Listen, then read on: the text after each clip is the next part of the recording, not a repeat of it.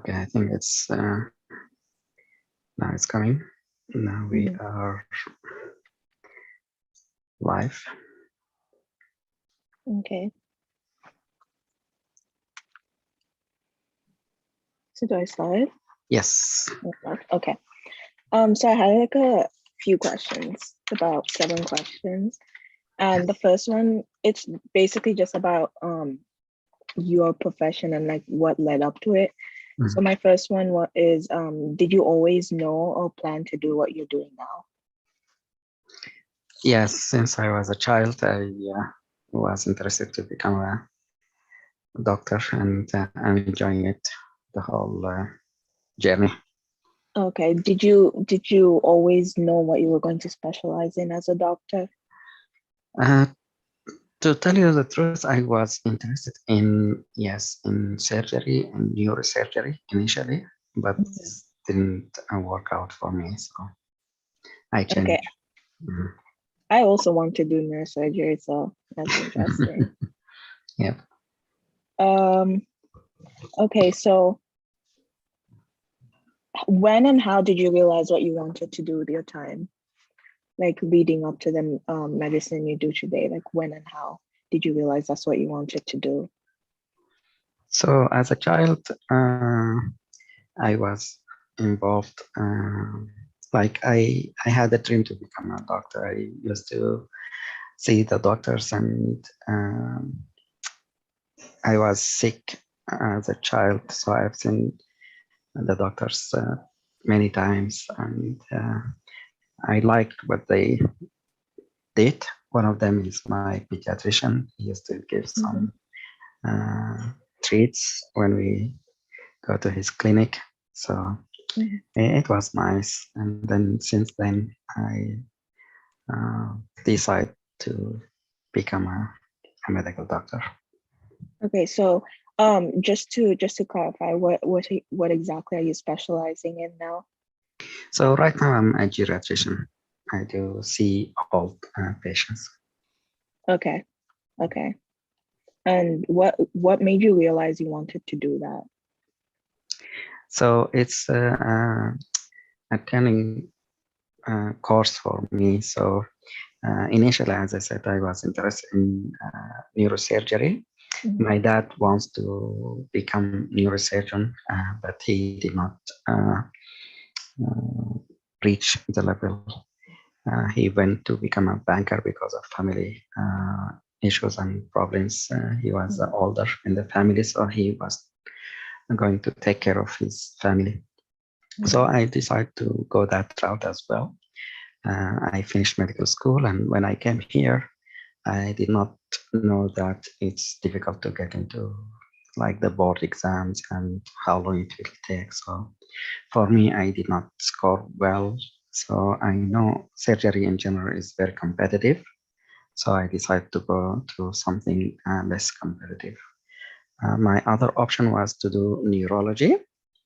So this is my area of interest. Since then, I did some research work, and then I joined the residency in internal medicine. And my thinking is after I finish internal medicine, I can do neurology because it needs 1 year general medicine. But when I did my first year, I come across one of my attendings. He did a fellowship in geriatric. This is the first time I know about geriatric. And he was unique in his way of teaching, and he showed me some stuff. So I was aware at that time of the difference, for instance, treating patients, older patients compared to the young patient or what we learn in medical school. Then I did a rotation in geriatric. And during this rotation, I had exposure to different geriatricians and different conditions, most of them in neurological area, like stroke, Alzheimer's dementia, for instance, Parkinson's disease. So I kind of found what I'm interested in without going back to do neurology for 3 years. And so I decided just to stick with geriatrics. And I did a 1-year fellowship in geriatrics, and I became a geriatrician. So some of my patients still have some neurological conditions. Yeah. Okay. So what you're saying is, you like specialize in the neurological aspect of the old people treatment? That's what you Yes, specialize in? that's what I'm doing. Yes, correct. That's pretty cool. And you kind of answered my next question. You the type of education you did that led you to your profession right now. So you did say you had a rotation in the neurological area, and then you did 1-year fellowship as well, right? Yes. So during internal medicine, you need to go to do like a 4 weeks rotation in geriatric medicine. Also, I did a rotation in neurology. So both of them were helpful. So, and then I did 1 year of fellowship in geriatric medicine. Yes. Okay. And you did say, did you complete all of your education in the US, or did you come out from? So I finished medical school in Sudan, and then I did the board exams, usually 1 and 2 here, and step 3. And then I joined the residency. Okay.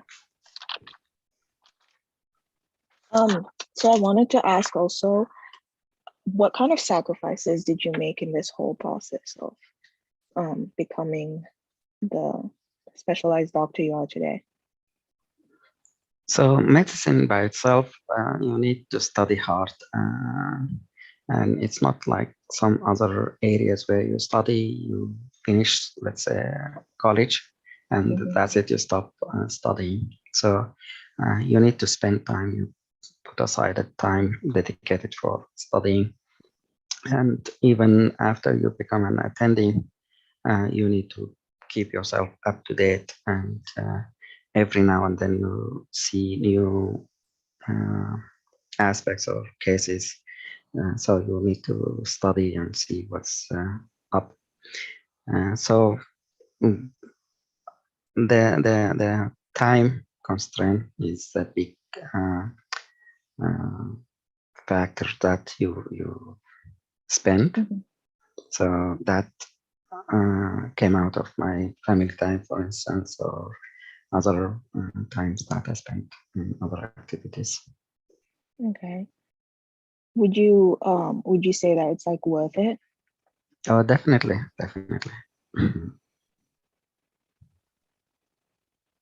So what kind of like advice would you give to kind of like handle the time commitment of the course itself and like everything else you have to do? So what I learned during my path in medical school and afterward is that time management is a big tool or skill that you need to learn, and you can do many things if you spend some time arranging your day-to-day activities. So I have some hobbies, and I did learn how to combine this during medical school, and so yeah.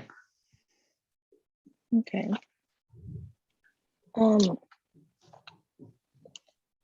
So you've been in this field for quite a while, I'm guessing, and I'm kind of expecting some challenges you had to overcome. What were those challenges, and how did you kind of like get over them? So as a foreign graduate, you need to compete to get into the residency. So one area was getting high scores. Second part or second obstacle is the skills or the exposure to clinical medicine here in the US, which is different, like in Europe or Africa. And I spent some time in Europe, But here you need your externship or internship. Somehow you need to get an exposure to the field. Then you need to know someone who can help you and guide you, mentor you, and hopefully they will write some recommendation letters. So I try to get connection. Initially it was hard, but later I could, I was successful. And then the third obstacle is experience with research.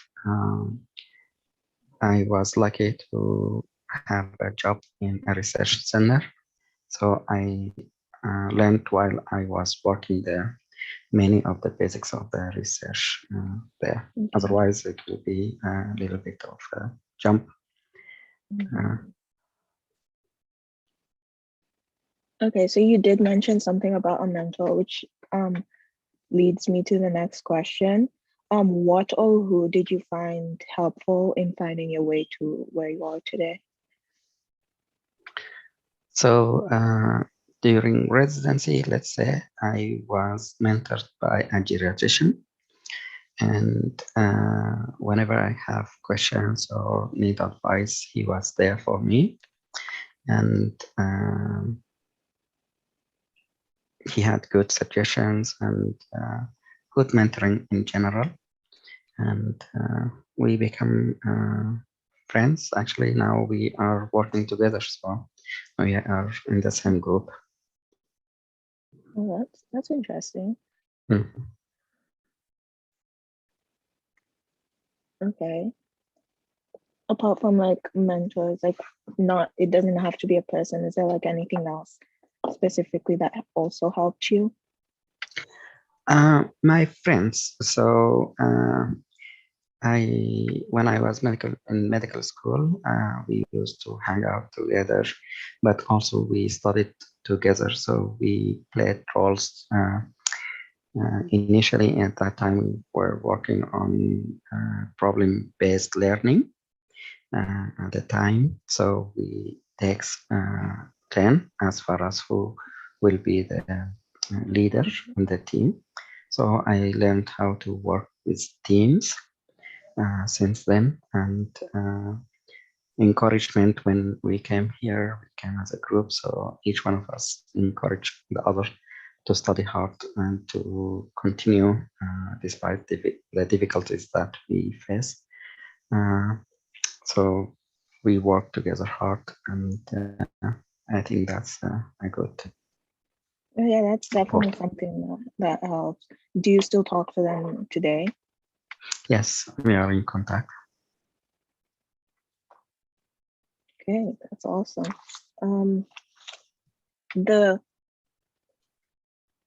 last one is kind of just a continuation of the one we had before, which was how were mentors important to the process.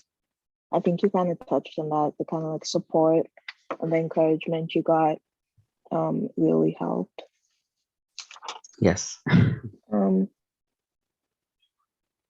You did mention that after what you're doing now, you want to do a 1-year course on neurology.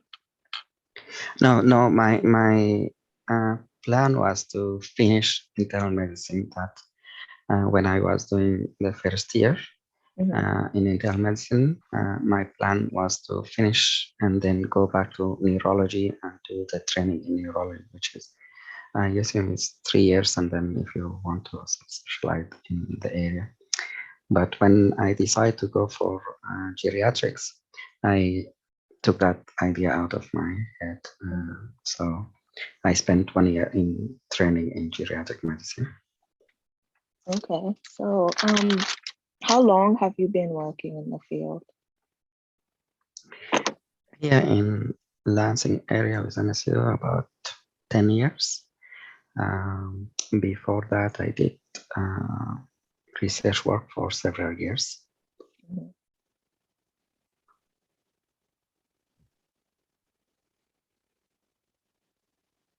What's typically, what's like your day-to-day, what does like your day look like typically in just like a working day? So I divide my day into several activities. It's different from one day to another, but as a physician, I see my patients. So mostly I go to nursing homes, and we cover in a group of 3 physicians and 1 nursing nurse practitioner. We see patients in 3 facilities. So maybe I spend half a day seeing patients. Then I also teach medical students. Sometimes it may take another half of the day. So other days I might be involved in research work. So we work in doing some projects together. In other times, we used to round and see patients with either medical students, residents, and in the past we had a fellowship, so fellows also were rounding. Okay.